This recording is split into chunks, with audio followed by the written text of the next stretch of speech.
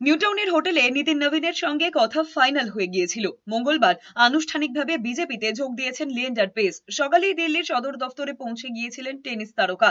তার হাতে দলীয় পতাকা তুলে দিয়েছেন কেন্দ্রীয় মন্ত্রী কিরেন রিজিজু, প্রতিমন্ত্রী সুকান্ত মজুমদার। 2021 সালে মমতা বন্দ্যোপাধ্যায়ের উপস্থিতিতে গোয়ায় তৃণমূলে যোগ দিয়েছিলেন পেস, তবে তাকে সক্রিয়ভাবে রাজনীতিতে দেখা যায়নি। পরবর্তীতে সেই তৃণমূলের সঙ্গে রাজনৈতিক অধ্যায় দীর্ঘস্থায়ী হয়নি।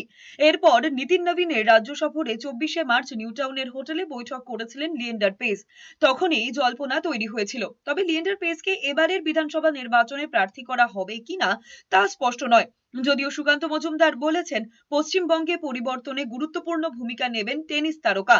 1996 সালে আটলান্টা অলিম্পিক্সে লিয়েন্ডারের ব্রোঞ্জ পদক জয় ভারতীয় ক্রীড়া ইতিহাসে কার্যত মাইলফলক। এরপর ডেভিডস কাপ থেকে গ্র্যান্ড স্ল্যাম, দীর্ঘ কেরিয়ারে বহু পদক সম্মান অর্জন করেছেন তিনি, কখনো এককভাবে, কখনো মহেশ ভূপতির সঙ্গে জুটি বেঁধে। हमारा प्रधानमंत्री नरेंद्र मोदी जी को धन्यवाद कहना चाहता हूँ, अमित शाह जी को धन्यवाद कहना चाहता हूँ और नितिन नवीन जी को धन्यवाद कहना चाहता हूँ।